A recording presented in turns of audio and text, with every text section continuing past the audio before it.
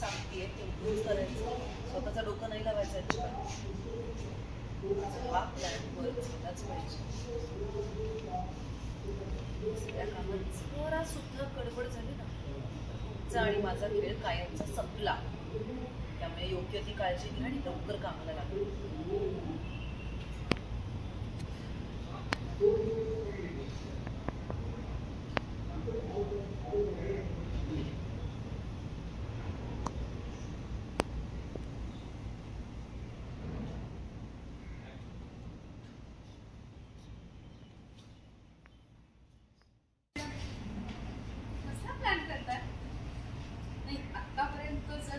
सांगितलं नसेल तर पटकन सांगून टाका तुमच्या डोक्यात काय शिजतंय ते, है ना?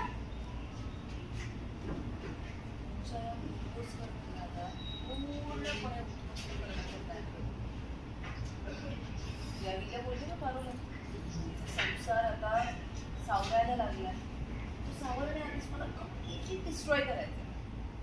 मग आपली युक्ती आहे ना अजूनही.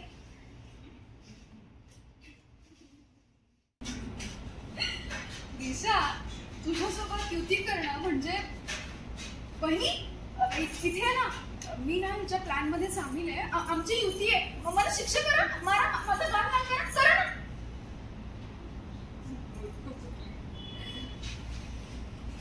दिशा, अगं तू मूर्ख आहेस. मला सांग, आतापर्यंत तुझा कुठला प्लॅन सक्सेसफुल झाला? प्लॅन्स करत राहिलीस आणि सतत तोंडावर पडत राहिलीस का? आणि आज पण तसंच होतं. त्यामुळे तू माझ्याशी कितीही गोड बोललीस तरी मी तुझ्या प्लॅनमध्ये सांगून देईन आपली युती विसर. ओके, विसर. आणि प्रत्येक वेळी झालं तसं मला नाही. आता एव्हरी टाइम प्लॅन्स ब्लॉक होत गेले कारण काही ना काही अडचणी येते. त्यावेळी तसं नाही होणार, कारण माझा आत्ताचा जो प्लॅन आहे ना, सगळ्या प्लॅनमध्ये माझा हात आहे. हेच कोणाच्या लक्षात नाही येणार.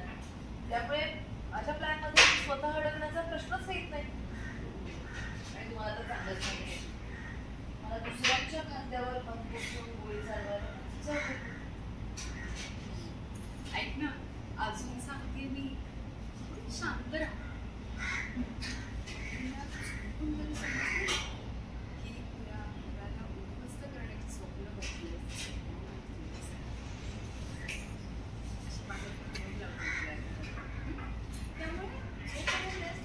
शांत राहा.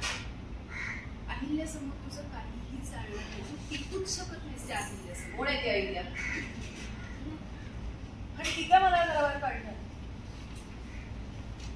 मी बघाच ना आता लवकरच या संपूर्ण घराचीच रांगोळी करून टाकणार आहे.